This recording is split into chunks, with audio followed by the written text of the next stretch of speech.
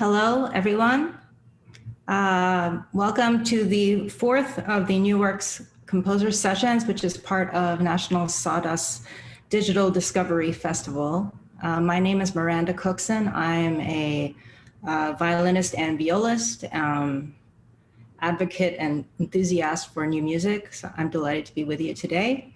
And I'm very excited to present today's speaker, which is my great friend and colleague, Jeffrey Zeigler.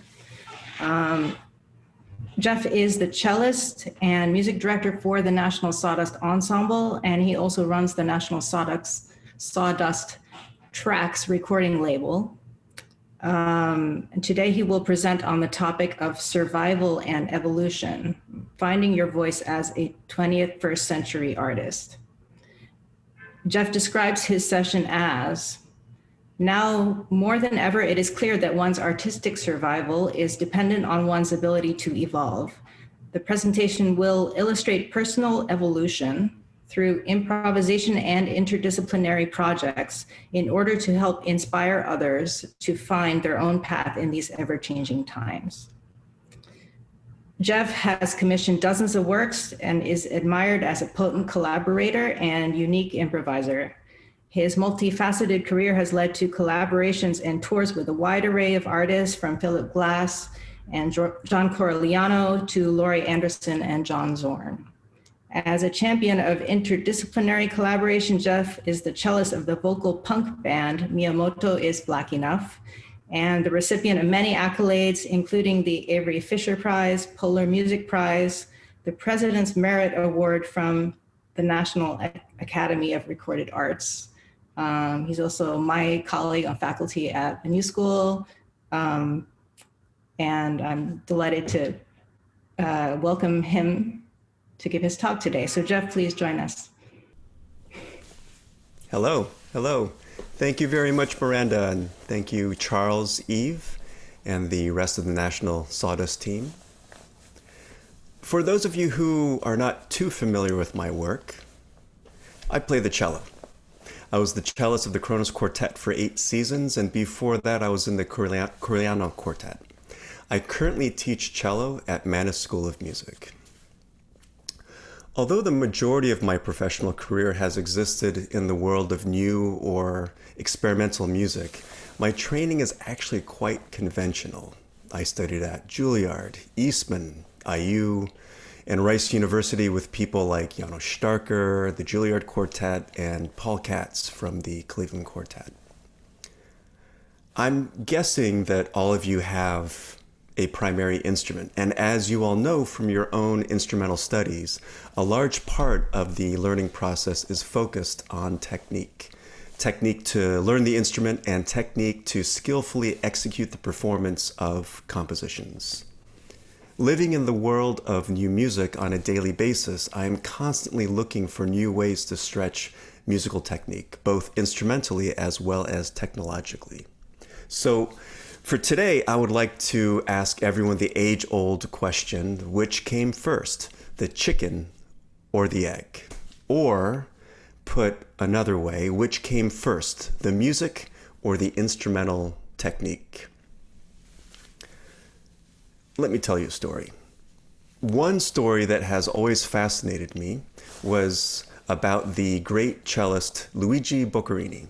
He lived from 1743 to 1805.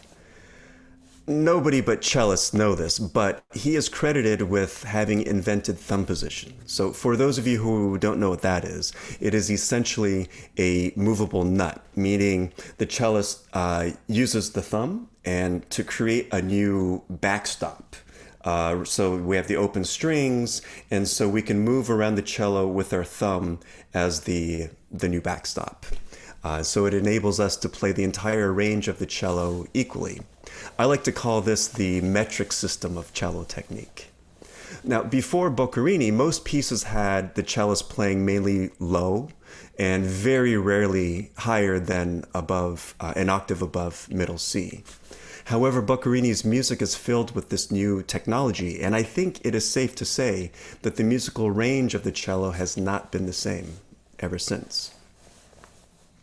Let me tell you about another cellist, the American cellist Frances Marie Whitty.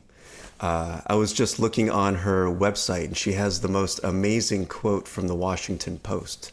The spectacularly gifted cellist Frances Marie Whitty has made a career out of demolishing musical boundaries. I'm very jealous of that quote. I wish I had that quote. One of the most remarkable things that she has innovated is the idea of playing with two bows at the same time. This enables the cellist to be able to play on all four strings at the same time. It's a really beautiful technique, and if you haven't had a chance to hear it, I highly recommend hearing her perform this way. And then there's the legendary 20th century German cellist Siegfried Palm. Christoph Penderecki, Maurizio Kagel, Georgi Ligeti, Yanis Xenakis, and Bernd Zimmermann all wrote music for him. Through these collaborations, a number of techniques were added to our arsenal. Bowing behind the bridge, bowing on the bridge, bowing the tailpiece, bowing the end pin, and many others. But it begs the question, did the composer, not the cellist, come up with these techniques? Or did Siegfried Palm suggest them to the composer? Or, knowing that Palm was open to doing radical things, did the composer challenge themselves to come up with the most harebrained idea possible? And what about the Bartók pizzicato? So, I would like to share some music with you all. This is a work that I think, well, first of all, it's by a composer that has made an entire career also smashing boundaries. His name is John Zorn. I like to call him the godfather of the downtown experimental music scene. And this is a work he wrote for me, I think about 7 years ago, entitled Babel, The Confusion of Tongues.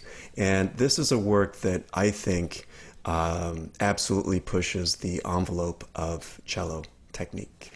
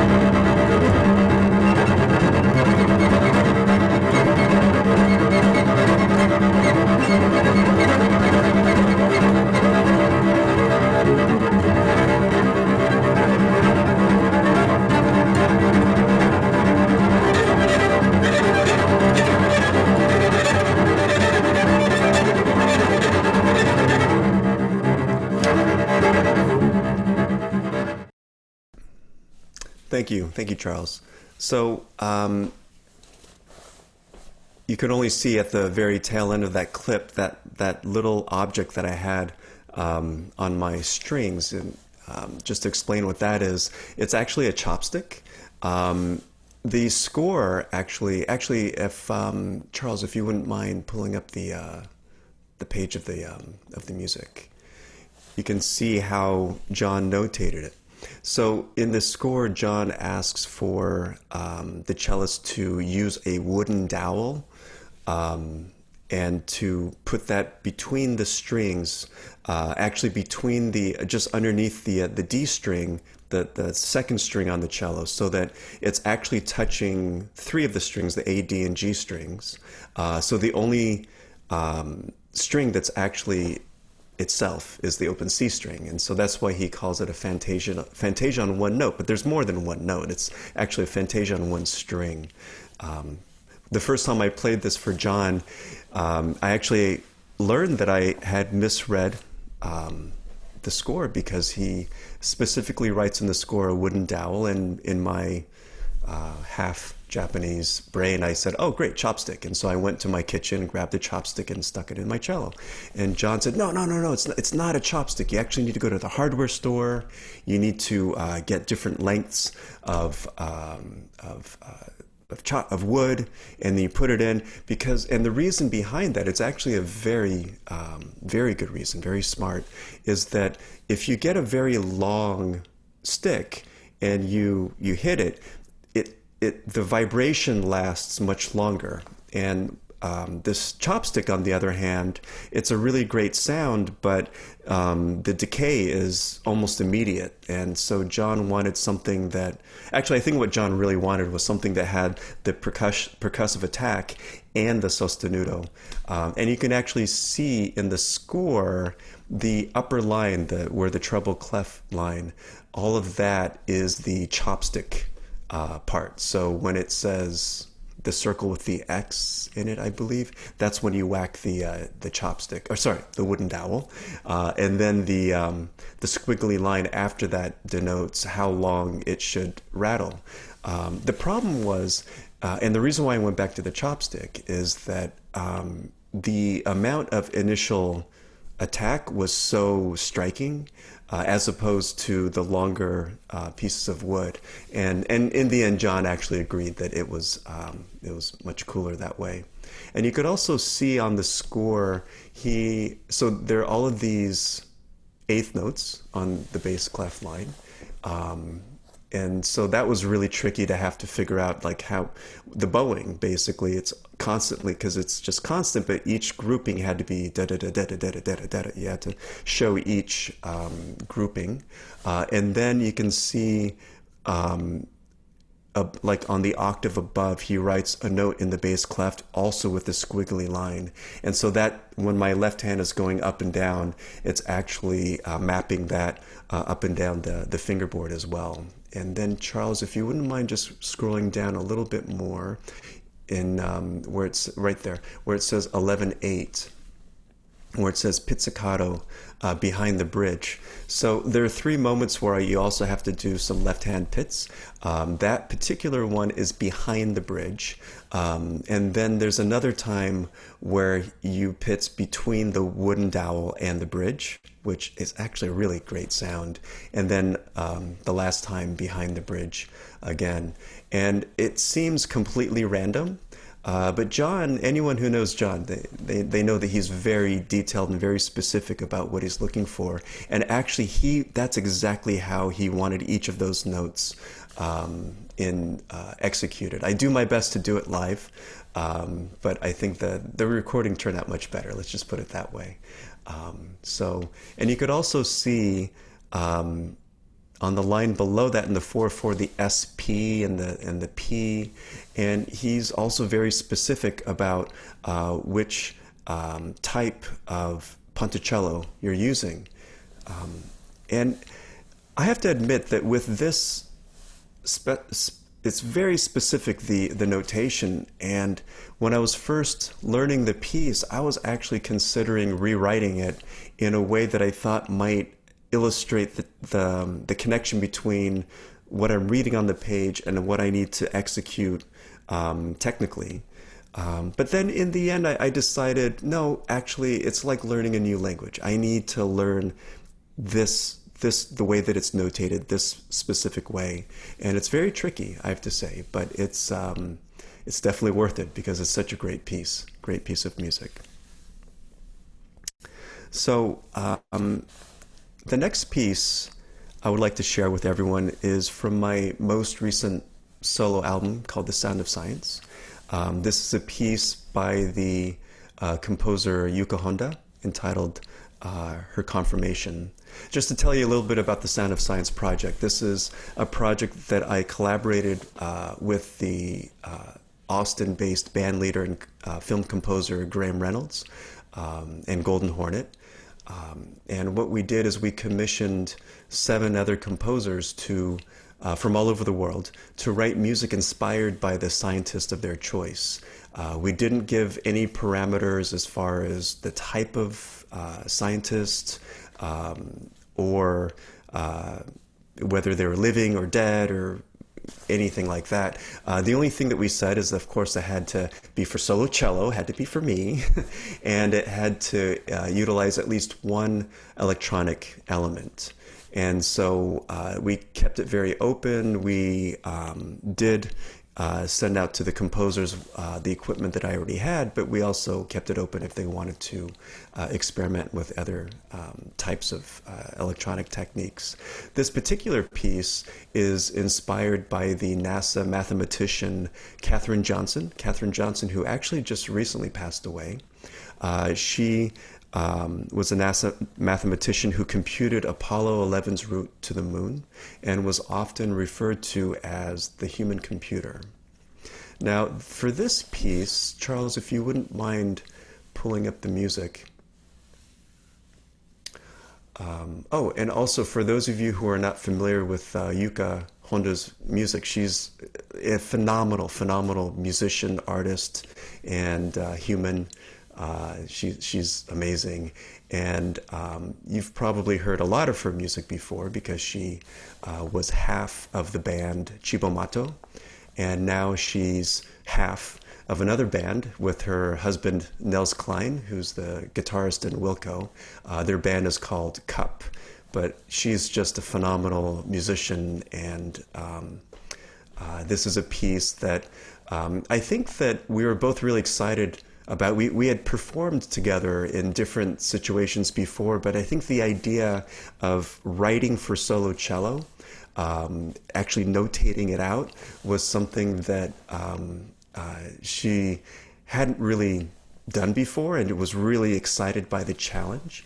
And so for this piece, you can see from the notation, it's actually, I think, quite standard.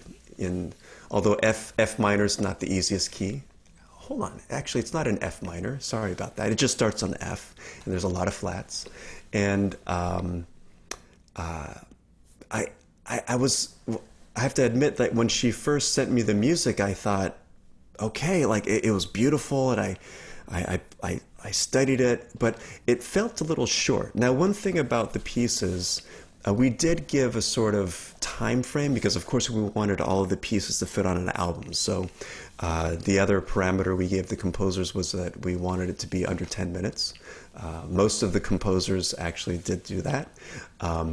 This particular piece, you'll see, actually, Charles, if you can turn the page, it's the entire piece is 3 minutes long. Sorry, 3 pages long. 3 pages long. So this is the second section, and then turn the page to the third page. And then that's it. And I thought, gosh, like I play the piece, it takes me about a minute and a half, maybe 2 minutes. And so I emailed Yuka and I asked her if I can play it for her. And she said, absolutely. So I went over to her place and I played. And I started playing, and she was like, wow, this is great, you know. I was like, okay, and I kept on playing, and she's like, yeah, that's it. And I kept on thinking, well, there must be more. Like, there's something not written on the page that she hasn't told me about, because what I'm looking at the page is just not very long, you know. It was great, but is there more? And so you can see that on the third page, the last two lines, there are these long notes, and I thought, okay, this is where she wants me to like maybe stack a chord on top of each other, what's going on. And then she said, no, this is actually the moment where, because Katherine Johnson, her brain was like a computer and figuring out these mathematical equations and finding the lyricism of mathematics in nature and the world. And so she was picturing Catherine actually looking out into the night sky and seeing all the stars and all the constellations and everything, and just kind of mathematically seeing the connectivity of everything and the beauty of it. And all of that exists in those last two lines. And so what ended up happening is that I'd say about 70% of the piece is actually those last two lines. So it was really a beautiful moment, because in a way, the way that Yuka was describing it was also the feeling that I had when we started to record it, because with my engineer, we started stacking a few loops and like building a few ideas around it. And it was exactly that experience. It felt like the entire universe was opening up. And of course, it utilizes a lot of improvisation and a lot of those techniques. So, Charles, if you wouldn't mind playing the recording a bit of this universe opening up.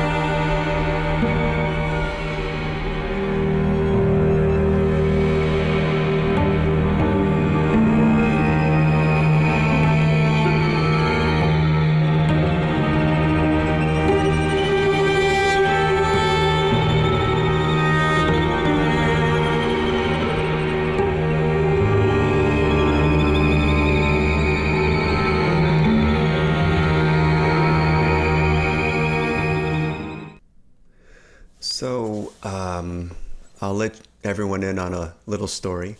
That recording, that performance, was actually the world premiere of The Sound of Science at National Sawdust.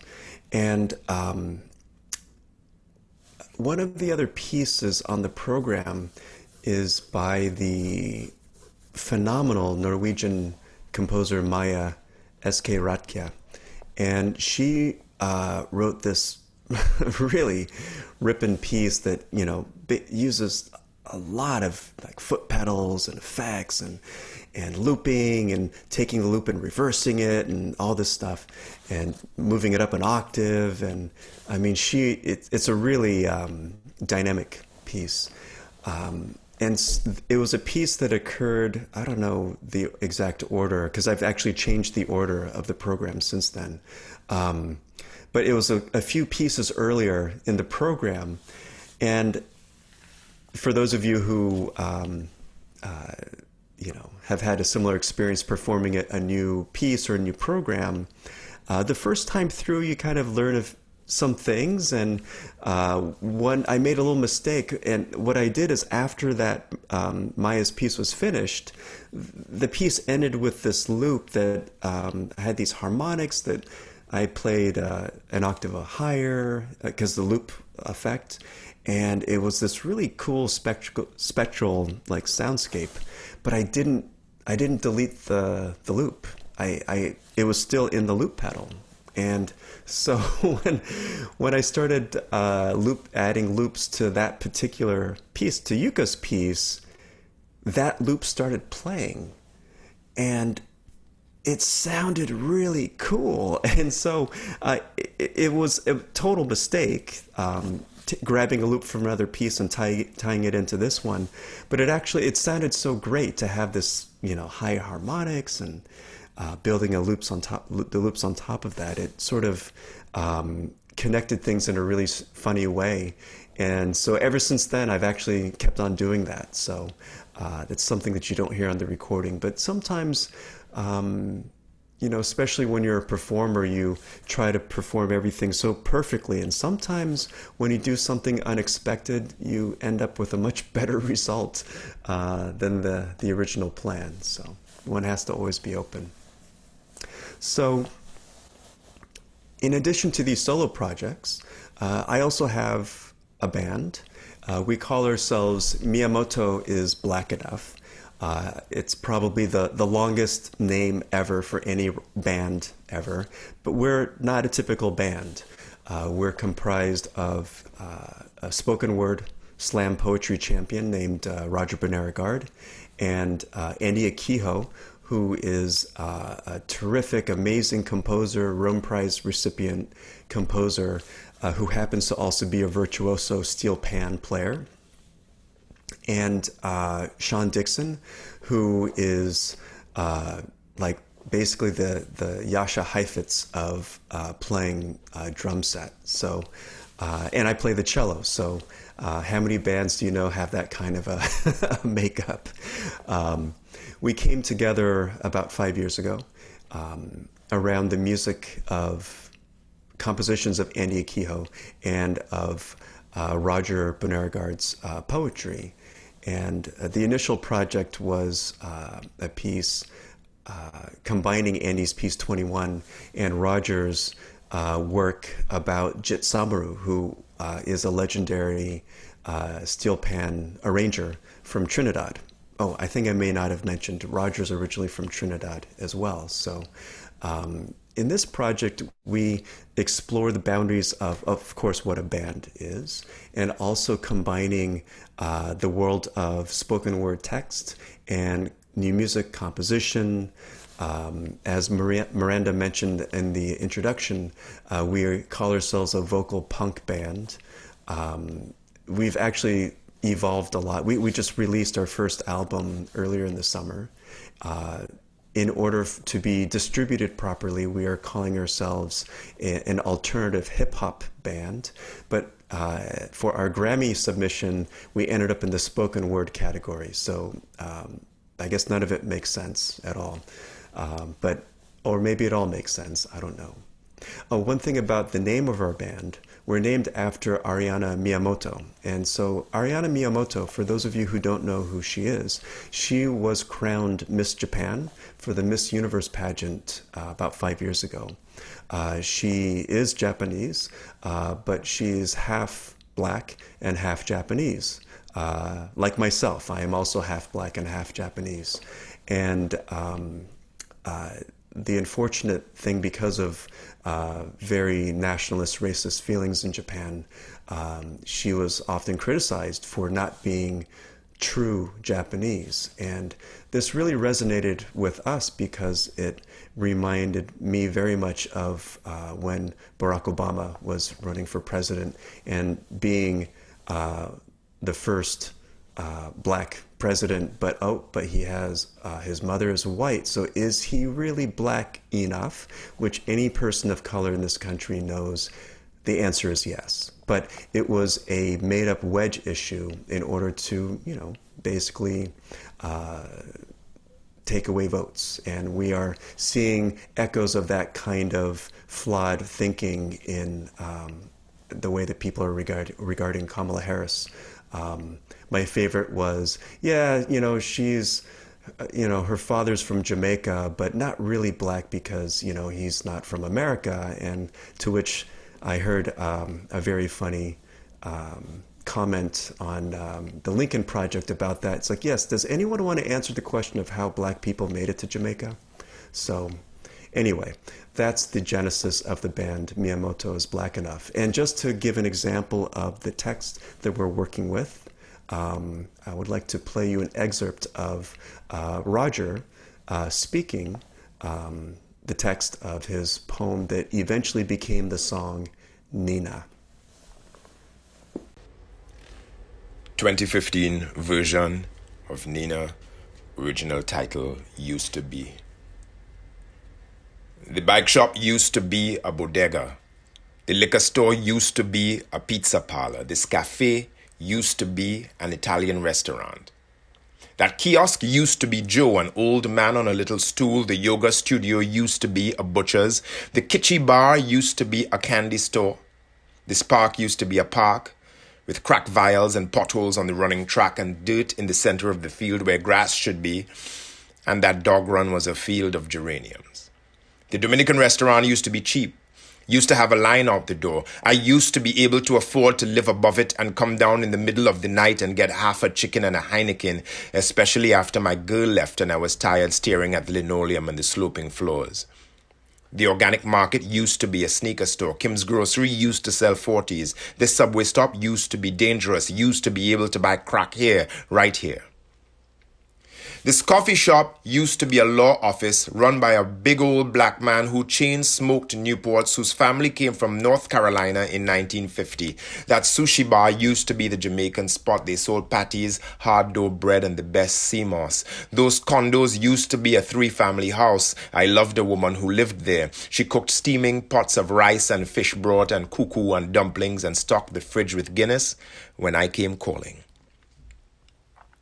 The bank used to be a quinceañera shop. The barber shop used to be a papa's house and was once overrun by rats. The library used to be the library, but no one from the projects around the corner goes there anymore. Saturdays used to be the Central American League, where they wouldn't pass the ball to your papa or your Uncle Cyril. The pool used to be empty. The tie joint used to be the OTB, and every morning Joe, the old man on the stool, walked there slowly, leaning on his cane, bought coffee for 50 cents in those blue and white coffee cups, and placed two $2 bets and went back to his stool and called out to me, "Hey, young fella," every morning, and told me how it used to be. Coffee used to be 50 cents, Nina. Beat cops used to be in squad cars. They weren't always so polite. Biggie used to freestyle right over there on that corner, and Jay-Z came up right over here by Marcy, and Big Daddy Kane once played a block party here on Marcus Garvey, and your father used to be slim and ran these courts on Macon and Malcolm X. The new Casablanca Bar and Lounge used to be for old black people. Old black people used to be able to afford this corner. This garden used to be a drum circle before the new neighbors called the cops to complain. Stuyvesant Heights used to be Bed-Stuy. That family with the stroller used to be black. Those young people on the stoop over there used to be black and Puerto Rican and arrested for being on the stoop. That school used to be public. This used to be Brooklyn. They used to be scared to come here. They used to be sorry for us that we had to live here. It was a look like pity, like scorn. It looked like this corner and these bricks and this stoop. Brooklyn was what they left when they ran. Brooklyn used to be black, Nina. I swear to you, this used to be Brooklyn.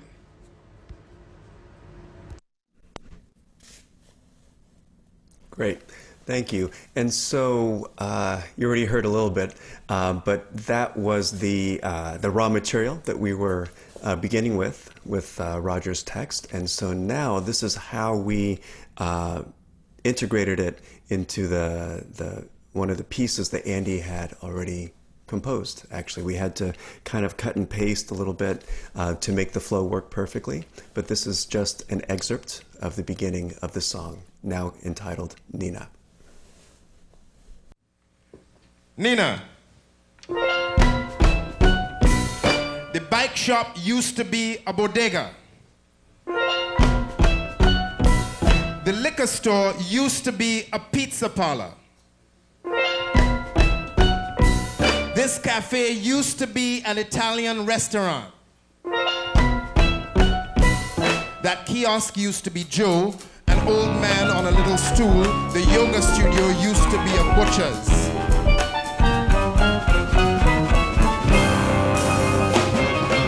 This park used to be a park. With crack vials and potholes on the running track. And dirt in the center of the field where grass should be. And that dog run was a field of geraniums. The Dominican restaurant used to be cheap. Used to have a line out the door. I used to be able to afford to live above it and come down in the middle of the night and get half a chicken and a Heineken, especially after my girl left and I was tired staring at the linoleum and the sloping floors. The organic market used to be a sneaker store. Kim's Grocery used to sell 40s. The subway stop used to be dangerous.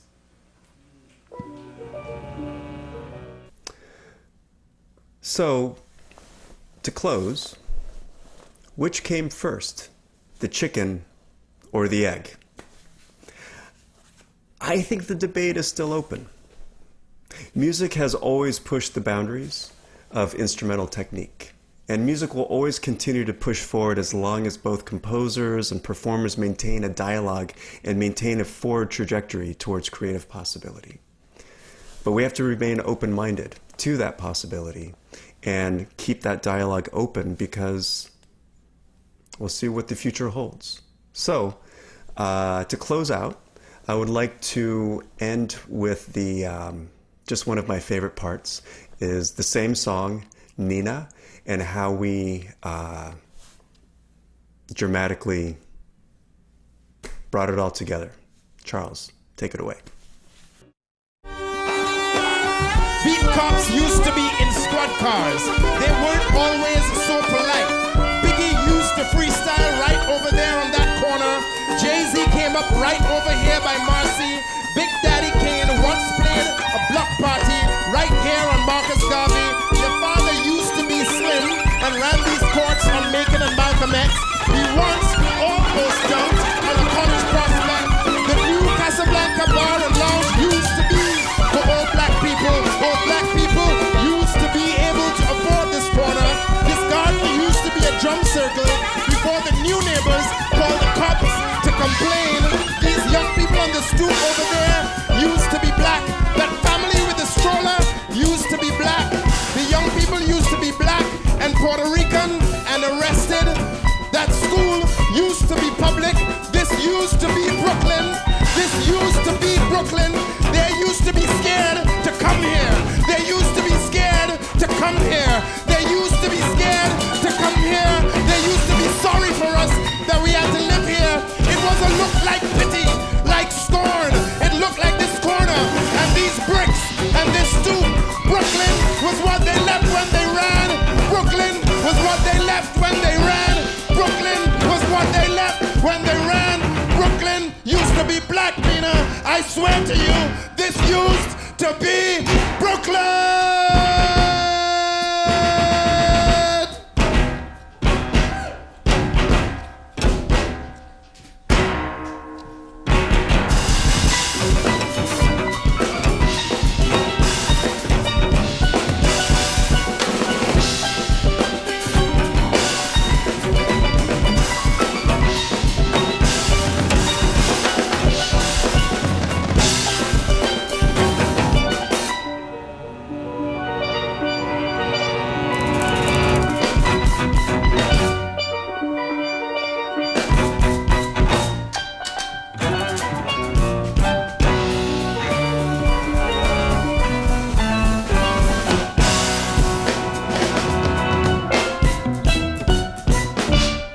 Doggy daycare used to sell dashikis. That bar used to be a flower shop. The artisanal coffee shop used to be Jollof restaurant. This used to be Brooklyn.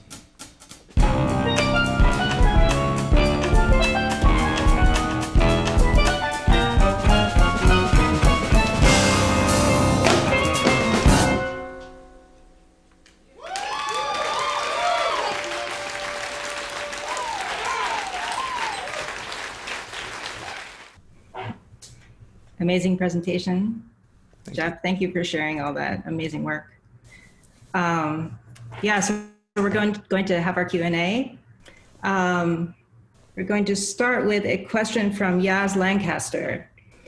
Yaz is an interdisciplinary artist committed to supporting marginalized identities, genuine modes of collaboration, and practices aligned with relational aesthetics. They hold degrees in violin and poetry from NYU. Yaz, take it away. Hi, thanks so much for sharing your work. Great to see you again. Yeah, you too. Both of you, actually. Yeah, so I both perform and compose, and this year I've been really taking time to put together like my home recording space and learn how to make decent recordings of myself. So my question is sort of related to that. So how do you decide the level of control you have for a project, especially if you're collaborating with someone?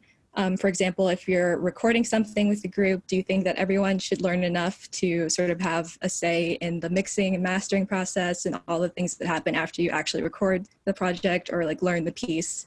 Or does that tend to differ for like project to project for you? I think that's a really great question, actually. It's something that all artists will have to face in every dynamic as they move forward. And my first response to it is that what typically happens actually is that a lot of things actually kind of fall into place naturally. Not always, actually, maybe many times it doesn't, but there may be somebody in the group, say, who has a lot of skill with microphones. Maybe somebody else who has a lot of skill with software, who can make edits. It's always great. Like, for example, in Miyamoto, Sean Dixon is an amazing whiz with software and editing. And so most of our album was edited by him. So when somebody has that skill and the desire to do it, I mean, you have to choose whether or not you want to trust them with that duty. But if you do, then I think that sometimes that it just naturally happens that way. Now, you can have, well, two things. One, there can be too many cooks in the kitchen. That is a problem. And the other thing is that, if one of your colleagues just, they have the skill and the desire to do editing, but they're just not really that good at it. Like, you have to have that honest conversation. I mean, the fact is, in any collaborative situation, honesty is a valuable tool anyway. So if you're not able to have that conversation, then that doesn't bode well to the future of the group anyway. So, but one thing I will say, a couple of things that you can tell I have a lot to say about this subject, is that even if, let's say, one person is great at post-production, another person has ideas, and the two of them, they keep on going back and forth and sharing edits, you cannot get into to the trap of basically two people just taking the ball and running with it. Everybody in the group has to approve of what happens. So maybe for expediency, you may want to go work together to work on a first edit or a second edit before you share it with your colleagues. But at the end of the day, everybody has to be able to give input. So that's actually absolutely imperative. The other thing I would say is, what was I going to say? I forgot my train of thought. But that's basically what I would say about that. That it's very important that everybody has the ability to be able to give input, but you have to do it in a controlled way so that there aren't too many cooks in the kitchen. So, yeah. Oh, actually, I remember what I was going to say. So the last thing, and this is something that also gets into very touchy territory. The world of classical music, like even for the new music world, I still consider us classical people. We tend to look at collaboration very different than other styles. So, for example, if you have a jazz ensemble or even a rock band, there is very often a very clear band leader.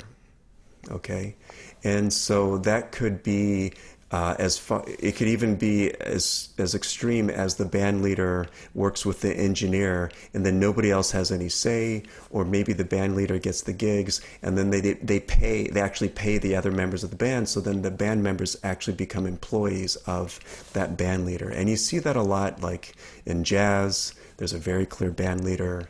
You know, it's just, you know, the Brad Meldau trio is Brad Meldau's group, you know, and so Brad is the boss, you know.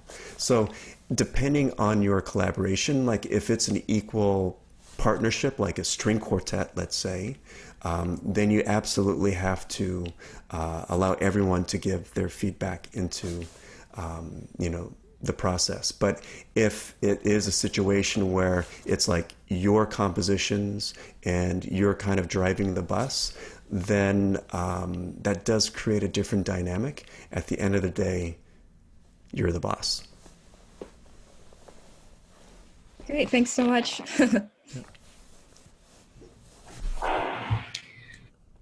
So our next question is from Baldwin Giang. He is a composer whose music aims to empower communities of audiences and performers by creating concert experiences that are opportunities for collective wonder and judgment. Baldwin's currently a doctoral candidate and fellow at the University of Chicago. Hi, Miranda. Hi, Jeff. Thank you so much for this wonderful talk. It's really inspiring to hear about your breadth of interests and collaborations. And my question has to do with that breadth. In a February 2019 interview with Olivia Giovetti of the National Sawdust blog, you say, quote, "It's very natural as you get older for your circle to get smaller and smaller and smaller. And so I think all of us as individuals need to push those boundaries out just for the sake of pushing them out, because the natural forces of nature push them in. So in order to keep it broad, keep our minds from retracting, we have to think outside of the box as an exercise. We have to discover something new," end quote. I thought it was really thoughtful for you to recognize this, and it's so beautiful that you are always actively challenging yourself. My question is, in the process of expanding your network of collaborators, do you ever feel a scarcity of time and a sense that time spent with new people is time not spent with your previous and longer term collaborators? How do you negotiate this tension, and how do you approach maintaining those previous relationships while still opening yourself up to radically new creative directions? How might you extrapolate the process of folding in new collaborators into your network of previous collaborators into a broader ethics for community building? Thank you very much for that question. I think that this is going to be the topic of my next talk. Just kidding. But yeah, just kind of taking as a starting point, the reason why I made that statement in the interview is that I think that, you know, when we're starting out in our creative lives, we're always looking for, you know, something that kind of catches fire in a way, catches our interest, that feels like the right path for us to move forward. And once we find it, it can be very exciting and very inspiring. But after a while, and you can see this in oneself and also in one's colleagues, that it can become a little safe. And we get into our boxes. This cellist only does minimalist music. You kind of do this, and then you only collaborate with the same people. And so you end up kind of, I think that part of one's creative just inspiration also loses energy. And so I think that the thing about it that I always try to put on myself, and I encourage others to do the same, is that it needs to be difficult. That you always need to be challenged in a way that if it becomes too easy, if you just kind of, you get into a flow and you just know how to do certain things, change it up and learn something new. If you've never composed before, composed. If you've never improvised before, improvise. If you love a particular style of music, try a different style. Play with different people, because everybody has a different story. And so each one of those experiences gives you an opportunity to learn something new, which, maybe it's not something that, you work with somebody new and you're like, it's great, we don't have to do something again. But that experience teaches you something very valuable that then you bring to the next experience and then to the next experience. So we always need to be looking for ways to go up and up and up. In relation to older collaborators, it's actually a very timely question, because just yesterday I played a concert, not a live concert, it was a videotaped concert at the catacombs at Greenwood Cemetery with a very old friend, very old collaborator of mine, Helga Davis. And with Helga, we've done so many different types of things in so many different ways, in so many different places around the world. It was just so, and also we're in this experience where you're not actually playing with other people at all. So just, oh wow, another human being to make music with. It just felt so, just so wonderful. But, when you work with somebody that you know extremely well, there's so much trust and respect. You just know that things are going to work out well. But what's great about Helga is I have no idea what she's going to do next, right? So in a way, it doesn't make her more predictable. It just makes me know that, okay, I'm sure she's going to do something amazing, and I have to be able to pay attention to what that is. So now, we actually haven't done anything together for a few years. Actually, I'm looking at Miranda on this Zoom. I mean, we've done many things in many different situations, but also in between our collaborations, we're collaborating with others. So while Miranda continues to grow in her own way and be inspired by different projects, when we actually meet on our next collaboration, we're actually bringing that experience to the table. And so even though I know Miranda very well, and I know it's going to be awesome, she's going to bring something new to the table, and hopefully I will too. And so that's part of the magic of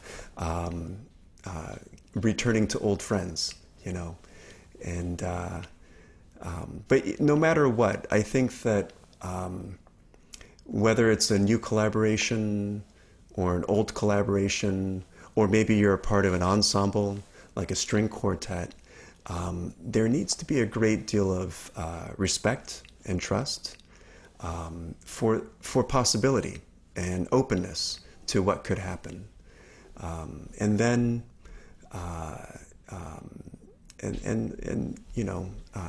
just that openness to be able to grow. One thing that you mentioned in the question was when working, if I'm understanding this correctly, when working with let's just say an older collaborator, finding the right balance between that and bringing in newer collaborators as well. And I think that's also a very important part of growth, because I'm 47 years old. I don't mind saying that. I've been doing this for a few years, but I'm not like in my 60s or something like that. But my understanding about the cello and music is very much informed by my experiences of the last 25, 30 years. But one thing I will say that's a constant in this world is that things are constantly changing and evolving. I'm not just talking about myself, which I hope is also constantly evolving, but the world is constantly changing. The tastes constantly change. And so sometimes I'll, maybe go to a performance, and then my wife and I will leave, and I'm like, I didn't like that concert. But was the reason why I didn't like it because I'm actually looking at it with my, for lack of a better term, old man ears? Or is it something that's so new, I actually need to recalibrate my ears because there's something that I don't quite understand? Or is it just bad, And so I think that we also have to understand that, the way that we perceive things has to evolve as well, and that younger people are coming up with new ideas and new ways of doing things. And so hopefully I will learn from people younger than me, and younger people learn something from me. For the years that I was in the Kronos Quartet, it was actually very interesting to see how this group of people who have been playing together for, at that point they'd been playing together for 35 years or so, but also how they would collaborate with other people that they had worked with a lot, like Wu Man or Steve Reich or Philip Glass, to be able to learn, have a window into that collaboration. So I'm not sure if I answered the question, but I think that it's something that we, in our own way, have to always kind of push against the walls and push against the boundaries, because whether we like it or not, the walls are slowly creeping in. Thank you. That was a great answer. Thank you.